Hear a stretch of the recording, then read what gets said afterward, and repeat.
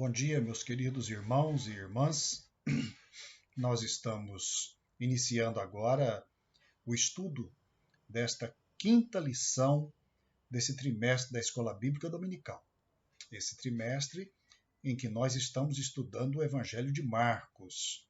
Este evangelho, um dos mais breves, mas também um dos mais plenos de fatos, de acontecimentos, e tão dinâmico que mostra as caminhadas de Jesus, as entradas e saídas, os milagres, as oposições que ele sofreu por parte de escribas, fariseus, sacerdotes, e também a grande soma de maravilhas que ele operou no meio da terra de Israel, na Judéia, e por toda a terra gentílica, como nós veremos hoje, desde os limites de Tiro, Sidom, lá ao norte, até mais ao leste, para além do Jordão, na chamada Decápolis. Por isso, nós queremos dar as boas-vindas aos nossos queridos alunos e alunas que estão acompanhando as lições da Escola Bíblica Dominical através da internet. Voltaremos agora à nossa escola bíblica normal, na igreja, na nossa classe. Estávamos nos reunindo no templo, mas agora vamos nos reunir na nossa classe de novo, não é? E eu espero contar com todos lá. É claro, se você não pode ir, não deixe de assistir aqui no nosso canal. Mas se você pode ir, nós ficaremos muito felizes de poder ver o seu rosto, ver como está, de desfrutar da comunhão com você. Venha para a nossa classe, venha estudar a Bíblia presencialmente.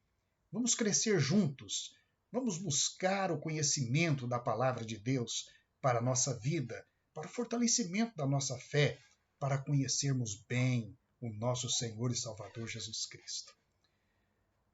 Deus abençoe vocês então hoje. Nós vamos hoje estudar o capítulo 7 do Evangelho de Marcos. Durante a semana, todos receberam a postagem do texto bíblico deste capítulo 7 do Evangelho de Marcos. Irmã Isis tem compartilhado isto diariamente e eu acredito que todos já leram, então, o texto do capítulo 7 completo. É um texto muito bom e nós vamos aproveitá-lo hoje. Então, eu vou ler uma parte só do texto do capítulo 7 de Marcos. E eu quero ler esta parte onde Jesus fala do problema da separação entre o imundo e o puro. E como que ele faz agora para digamos, romper com estas tradições e colocar no centro o verdadeiro significado do Evangelho e, principalmente, de onde realmente vem o pecado e as maldades e tudo que acomete o mundo e que, de fato, desajusta a nossa vida e que traz culpa e que nos fazem então tão necessitados do perdão de Deus. Versículo 14 diz assim: convocando ele de novo a multidão, disse-lhes: ouvi-me todos e entendei. Nada há fora do homem que entrando nele o possa contaminar, mas o que sai do homem é o que o contamina. Se alguém tem ouvidos para ouvir, ouça. Quando entrou em casa, deixando a multidão, os discípulos o interrogaram acerca daquela parábola. Então lhes disse: assim vós também não entendeis? Não compreendeis que tudo o que de fora entra no homem não pode contaminá-lo? Porque não lhe entra no coração, mas no ventre, e sai por lugar escuso. Assim, considerou ele puros todos os alimentos, e dizia: o que sai do homem, isso é o que contamina, porque de dentro do coração dos homens é que procedem os maus desígnios, a prostituição, os furtos, os homicídios, os adultérios, a avareza, as malícias, o dolo, a lascívia, a inveja, a blasfêmia, a soberba, a loucura. Ora, todos estes males vêm de dentro e contaminam o homem. Amém. Oremos. Senhor Deus, obrigado porque o Senhor nos dá a graça de estarmos diante da Tua palavra nesta hora. Obrigado por esta escola dominical, lugar tão importante, tempo tão precioso que a Tua igreja dedica para o estudo da Tua palavra. Enche nosso coração com a Tua palavra. Ensina-nos, ó Pai, a Tua doutrina. Oramos em nome de Jesus. Amém. Meus queridos irmãos e irmãs, a lição de hoje é uma lição cujo objetivo é mostrar como Jesus ele deixa a terra da Galileia, especialmente aquelas vizinhanças da sua terra natal, e ele então vai numa peregrinação em direção ao norte, uma distância considerável.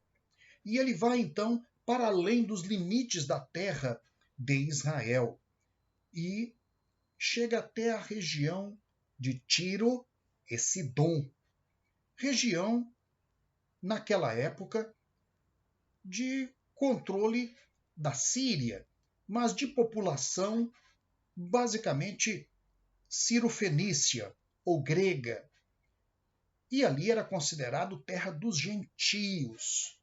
Depois dali ele vai para a região de Decápolis, que também era considerada terra de gentios.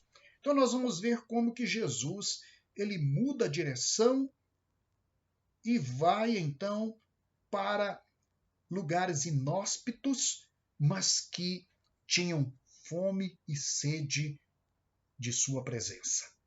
E por que ele faz isto? Ele faz isto basicamente por causa da rejeição, porque ele foi rejeitado, combatido, ele foi desprezado na terra de Israel. Muito bem. O título da lição é O Evangelho em Outras Paragens, ou seja, o Evangelho chegando a outros lugares e chegando a terras desconhecidas. Isto porque os lugares por onde Jesus até agora tinha percorrido, especialmente a região de sua terra natal e de Cafarnaum, não lhe trataram bem.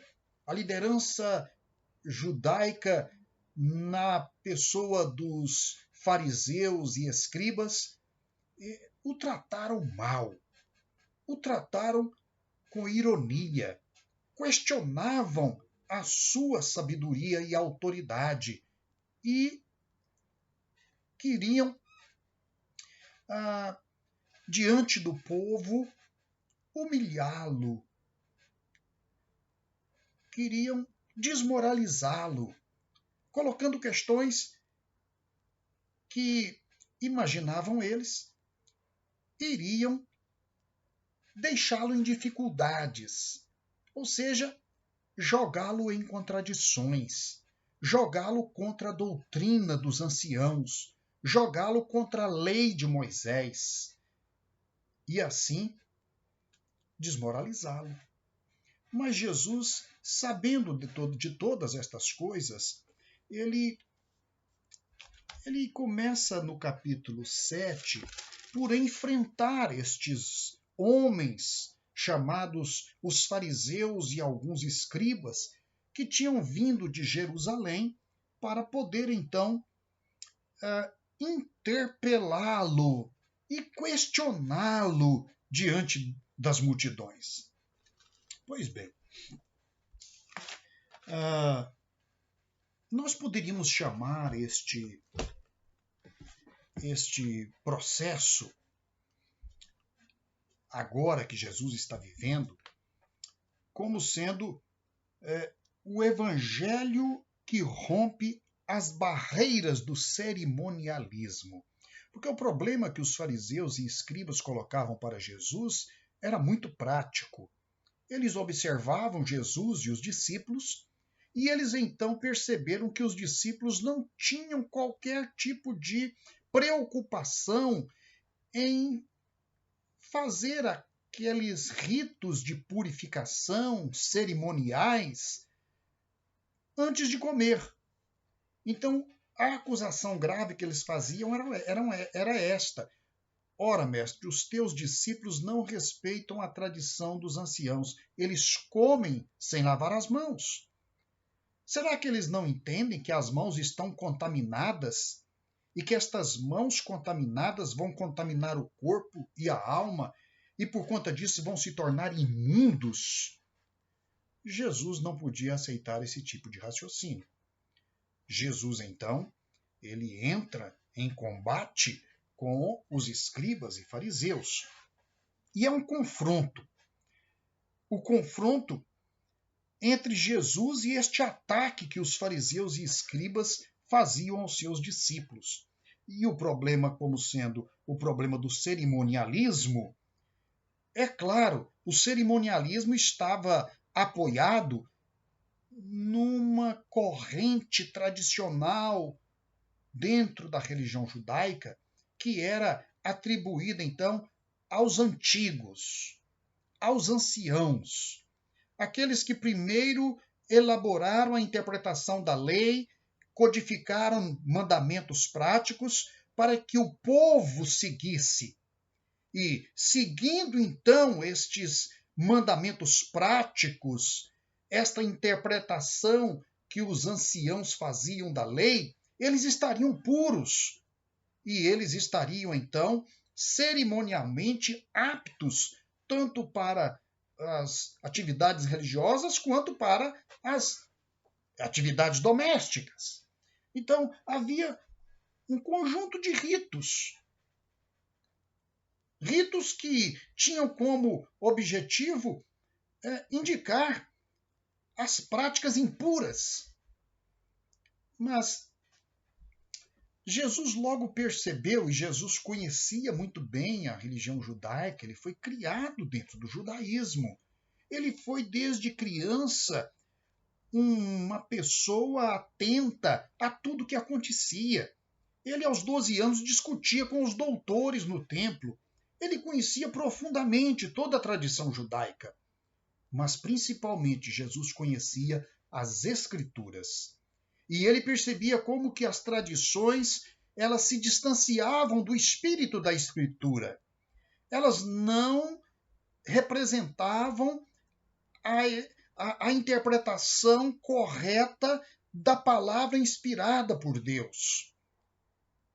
Na verdade, estas tradições elas corrompiam a palavra, elas distorciam a palavra, elas colocavam sobre o povo um jugo pesado, um jugo que era resultado da tradição humana.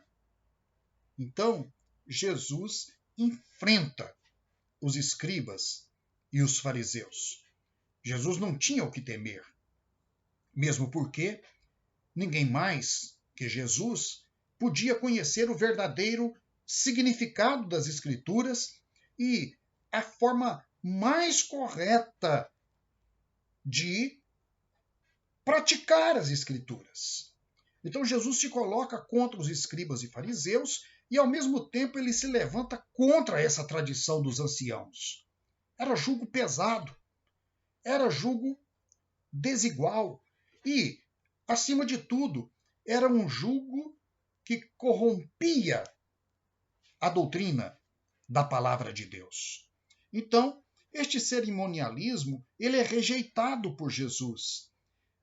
Quando eles chegam então e perguntam para Jesus por que os seus discípulos comem sem lavar as mãos, desrespeitam a tradição dos anciãos. Lavar as mãos não era uma questão de higiene. Às vezes a gente pode pensar, bom, mas todos nós temos que lavar as mãos antes das refeições. Sim, por uma questão de higiene. Mas na época dos judeus, não era o problema da higiene que estava, na verdade, em questão. Era o problema da impureza. A água era considerada a fonte de purificação para as impurezas que contaminavam o corpo. Então era preciso lavar as mãos. Mas não era só isso. O texto diz que eles chegavam a propor lavar tudo que tivesse pela frente, até as paredes das casas, o ambiente doméstico. Então, era uma obsessão que não tinha, de fato, relação simplesmente com a higiene. Tinha relação com a tradição dos anciãos. E aqui Jesus, então, ele vai enfrentar estes escribas e fariseus e ele diz: bem profetizou Isaías a respeito de vós, hipócritas, como está escrito: este povo honra-me com os lábios, mas o seu coração está longe de mim, e em vão me adoram, ensinando doutrinas que são preceitos de homem. Então, este é o ponto.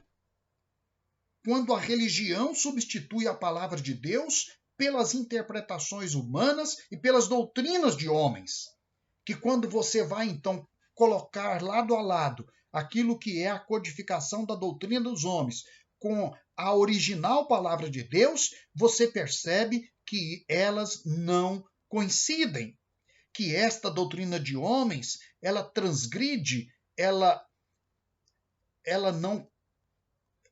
não condiz com a clareza, a pureza, a simplicidade da palavra de Deus.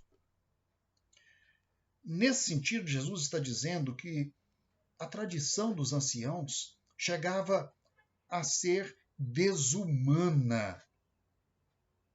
Ela não podia ser tolerada. Agora, para os judeus, a tradição dos anciãos era equivalente à lei de Moisés. A autoridade da interpretação da lei de Moisés estava nas mãos da tradição dos anciãos. Se você dissesse alguma coisa contra aquela tradição, na verdade eles entendiam que você estava blasfemando contra Moisés e contra o profeta de Deus. E também, então, agora, eles entendiam isso como sendo uma blasfêmia contra o próprio Deus. Então veja a gravidade daquilo que eles estavam acusando Jesus e os discípulos. Estavam acusando Jesus e os discípulos de blasfemarem contra Deus quando eles comiam sem lavar as mãos. É uma doutrina muito exagerada, sem dúvida, e Jesus vai então mostrar aos seus discípulos que aquela doutrina dos anciãos não servia aos propósitos do Evangelho. Não era possível pregar a salvação se ela estivesse, de fato, emaranhada nesta doutrina dos anciãos. Tinha que separar o joio do trigo. Tinha que voltar às Escrituras. Por isso Jesus fala com os fariseus citando Isaías. Cita Isaías. E aí, Jesus completa dizendo assim: jeitosamente rejeitais o preceito de Deus para guardardes a vossa própria tradição. E aí Jesus então vai agora citar Moisés.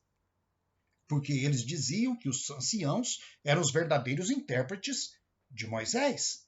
Aquilo que os anciãos falavam era, na verdade, a interpretação, a codificação da doutrina fiel de Moisés. E Jesus, então, vai citar Moisés agora. E ele diz assim: honra teu pai e tua mãe, doutrina de Moisés. Quem maldisser seu pai ou sua mãe será punido de morte, doutrina de Moisés. E ele cita aqui, então, os mandamentos que Moisés deu ao povo de Israel, lá em Êxodo, em Deuteronômio. E Jesus completa dizendo assim: vós, porém, dizeis. Então, aqui é o jeitinho, né? Jesus diz: jeitosamente vocês rejeitam o preceito de Deus em nome das suas conveniências. Então Jesus diz: vocês dão um jeito no mandamento quando não querem cumpri-lo.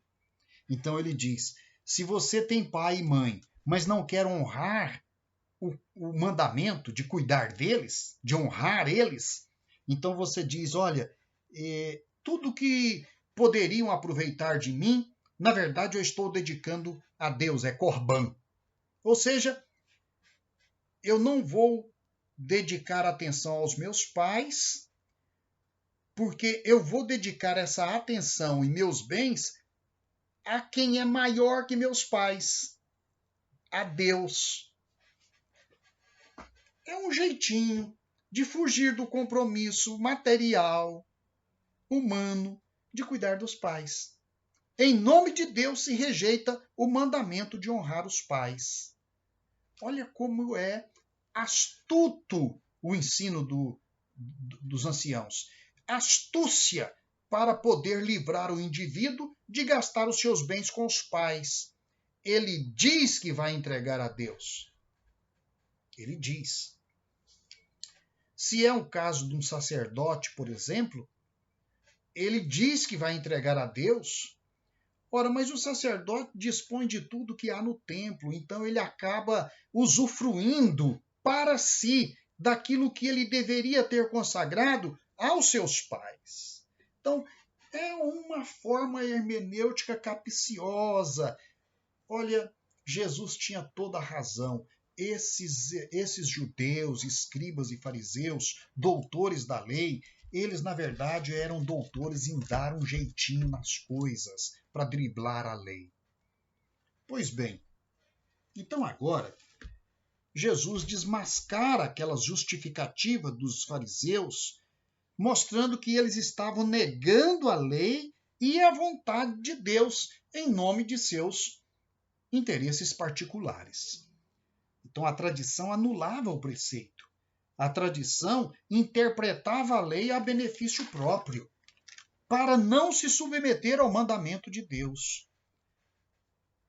O verdadeiro ensino de Jesus também vai contrariar os escribas e fariseus na questão das impurezas. Esta foi a acusação que eles fizeram.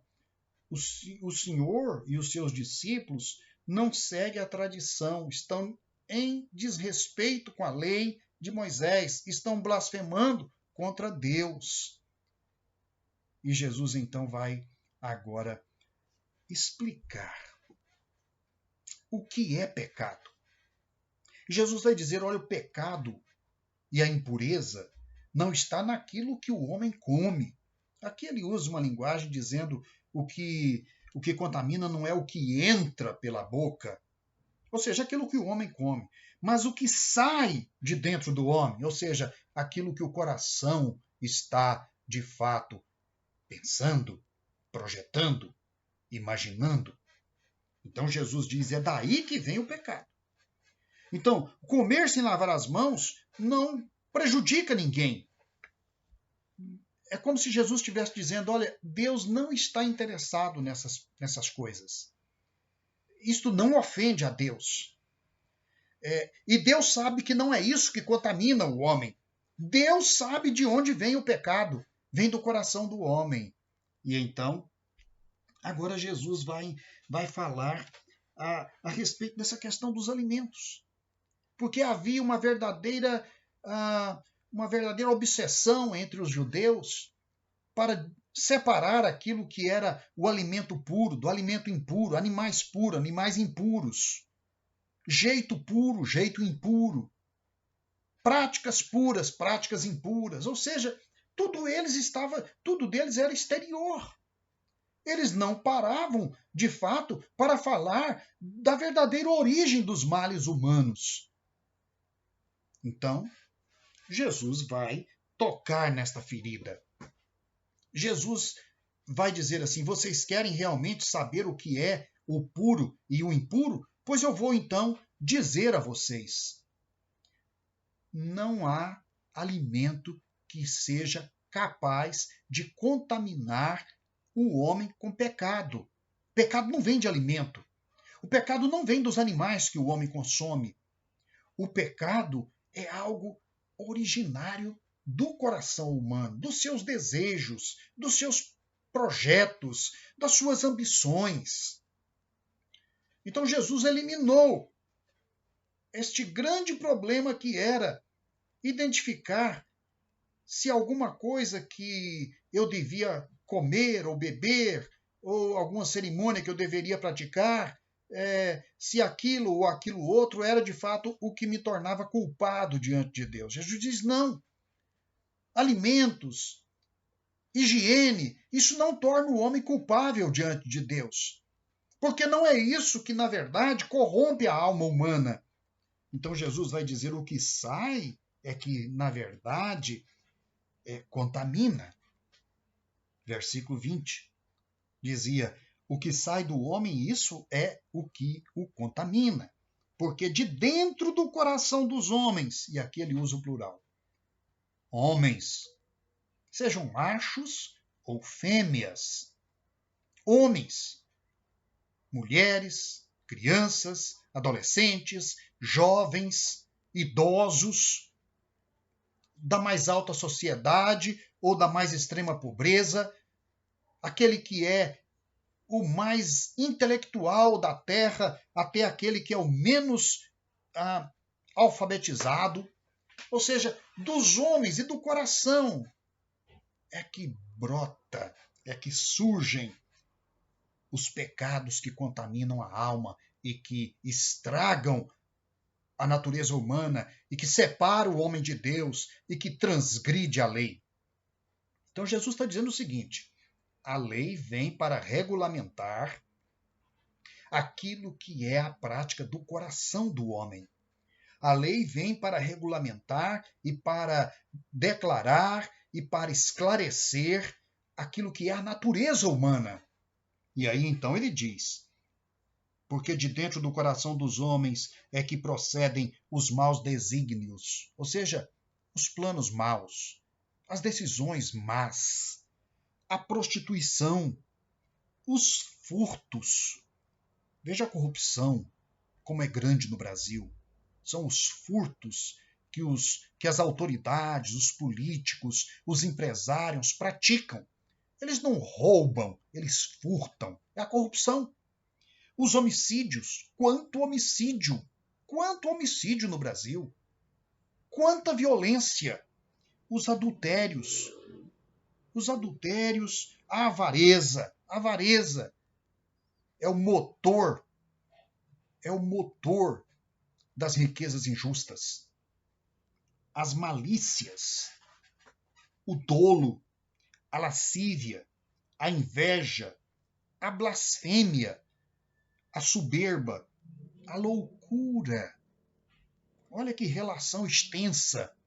Olha que relação assim didática para mostrar ao homem aquilo que vem de dentro do coração.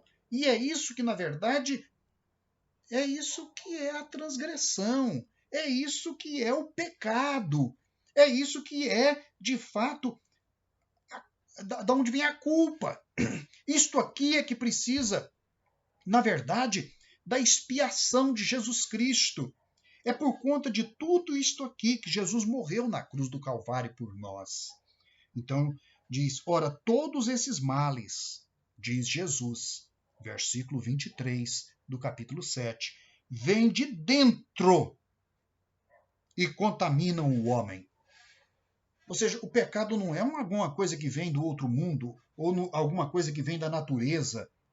O pecado é alguma coisa que vem do coração do homem, vem do seu livre arbítrio, vem da sua ambição, vem da sua própria vontade.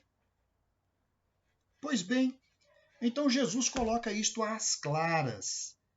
Que coisa impressionante! Como Jesus, ele tira o véu e ele coloca as coisas bem claras diante da gente. Esta é a realidade. Esta é a verdade. É com isso que devemos nos preocupar.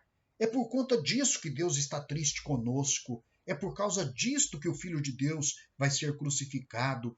É por conta disto que o mundo vive na miséria do pecado e na escravidão de Satanás. Então, os pecados são produzidos pelo homem e não pela natureza criada ou daquilo que a natureza nos oferece para a nossa alimentação. E é interessante porque o Evangelho de Marcos declara: assim Jesus considerou puros todos os alimentos. Todos os alimentos. Que coisa impressionante, não é? Como que de uma vez só Jesus põe um fim em todo aquele debate, toda aquela confusão em torno de puro e impuro do Antigo Testamento. Ele não estava contrariando o que antes havia dito. Ele só está dizendo que, olha, isto aqui é de outra dimensão. Isto aqui, o puro e o impuro, não é da dimensão do pecado. A dimensão do pecado é aquilo que brota do coração do homem. O pecado não brota da natureza que Deus criou. Deus criou tudo muito bom. As coisas funcionam muito bem na natureza. As coisas são puras na natureza. Tanto é que os sacrifícios do Antigo Testamento, eles eram realizados com um animal que vem da natureza. E por que do animal? Porque ele é puro. Ele é puro. Então Jesus põe um ponto final nisto. Religiões que ficam, digamos, colocando na cabeça dos seus fiéis que devem fazer separação entre isso e aquilo, entre esse alimento e aquele outro. Olha, você precisa cozinhar bem os alimentos. É cuidar da higiene para que o alimento não seja contaminado de bactérias, de outras coisas que podem prejudicar a sua saúde. Mas não que esses alimentos vão, de fato, contaminar a sua alma. Não. Você tem que ter cuidado, nesse caso da alma, é com o que você faz, é com o que você pensa, é com o que você deseja. É com aquilo que vem de dentro do seu coração. Pois bem, então, diante deste confronto com os escribas e fariseus, Jesus, então, ele decide ir para outras regiões. Ele decidiu levar o evangelho para além das fronteiras de Israel. Então, aqui é a apresentação desta expansão do evangelho para além de Israel. Porque os irmãos sabem, e as irmãs também, que havia uma separação entre Israel e os gentios. Não por causa dos gentios, mas por causa de Israel, que considerava as nações como impuras. E por causa disso, então, Jesus agora ele vai para as nações impuras. Ele vai para Tiro, Sidom, que eram cidades antigamente, não é? Muito importantes ali na Fenícia, mas que agora estavam em decadência. Mas eram cidades ainda famosas pelo seu passado. E Jesus então vai para estas regiões, se hospeda na casa de alguém, e aí então vem a experiência do Evangelho para estas regiões. E há 2 episódios aqui, nesta viagem que Jesus faz e que é relatado por Marcos. O primeiro episódio, lá na própria região de Tiro e Sidom, onde uma mulher fenícia, mas de origem grega, vai buscar Jesus. Ela ouve falar que Jesus está na cidade e ouve que ele é um grande profeta. E ele faz maravilhas. Ele faz curas. E ela vai ao encontro de Jesus. Entra a casa adentro. Jesus está à mesa com os seus discípulos e a família. E ela então se aproxima de Jesus e quer então falar com Jesus. E diz aqui o texto que não puderam ocultar aquela mulher, porque as pessoas sabiam da situação dela, sabiam que ela tinha uma filha que era problemática, sabiam que ela tinha uma filha que sofria, era uma filha que estava oprimida, possuída. E então ela chega e prostra-se aos pés de Jesus. Prostra-se aos pés de Jesus. E então Jesus volta-se para ela e diz: deixa primeiro que se fartem os filhos, porque não é bom tomar o pão dos filhos e lançá-lo aos cachorrinhos. Ela, porém, lhe respondeu: sim, Senhor, mas os cachorrinhos, debaixo da mesa, comem das migalhas das crianças. Mas que resposta sábia! Jesus diz: olha, em nenhum lugar de Israel eu ouvi uma resposta tão brilhante. Então lhe disse: por causa desta palavra, pode ir, pode ir. O demônio já saiu de sua filha. Então, ela se levantou, voltou para casa. Chegando lá, a menina estava deitada e descansando. Creu em Jesus. Manifestou a sua fé em Jesus. Buscou a cura de sua filha. Buscou aquele que podia libertar a sua filha. Ela creu em Jesus e ela não se ofendeu com Jesus. Não questionou Jesus de forma malcriada, né? Ela foi humilde. Ela disse: Senhor, eu quero me alimentar das migalhas que caem das mãos das crianças. Eu quero me alimentar das sobras. Mas eu preciso que o Senhor olhe para mim. Eu preciso que o Senhor tenha misericórdia da minha filha. Eu preciso que o Senhor deixe que eu me alimente das migalhas que caem da mesa. Que fé maravilhosa! E ela foi atendida por Jesus. O outro episódio é quando Jesus então deixa a Ciro-Fenícia e vai para a região além do Jordão, para a chamada região de Decápolis, do outro lado do mar da Galileia. Então ele desce do norte, cruzando o Jordão para outra margem, e desce para a região de Decápolis, onde ele tinha já aquele episódio, né, de Jesus encontrando aquele homem nos sepulcros, e que ele então expulsa dele aquela legião. Então Jesus conhecia aquela região de Decápolis. E diz então que ele, chegando àquela terra, as pessoas o procuraram, lhe trouxeram um surdo e gago e lhe suplicaram que lhe impusesse as mãos. Veio um pedido então do coração daquelas pessoas, talvez do coração de familiares daquele jovem, condoídos com a situação dele. Veja que um surdo que tenta falar e ele gagueja e não consegue pronunciar as palavras, ele se torna motivo de zombaria. De zombaria. Aquele homem sofria a discriminação social. Quanto bullying, não é? Bullying pesado. Porque ele não ouvia bem e não falava. Era gago. Tentava pronunciar palavras. Ele tinha desejo de falar, mas não conseguia. Então, Jesus cura aquele homem de uma forma maravilhosa. Veja, Jesus separa ele da multidão, chama ele a um lugar à parte, só ele e Jesus. E então Jesus põe a mão nos seus ouvidos, molha os dedos na saliva e põe na língua dele e clama Éfata, ou seja, abre-te. E acontece o milagre. Aquele homem, então, ele sai da presença de Jesus e ele vai em direção aos que o trouxeram e em direção à multidão, falando perfeitamente. Jesus dá a ele a graça de ouvir e de falar perfeitamente. E as pessoas ficaram maravilhadas. E a conclusão delas é aqui no versículo 37. Maravilhavam-se sobremaneira, dizendo: tudo ele faz esplendidamente bem. Isso é sobre Jesus. A multidão testemunhando sobre Jesus.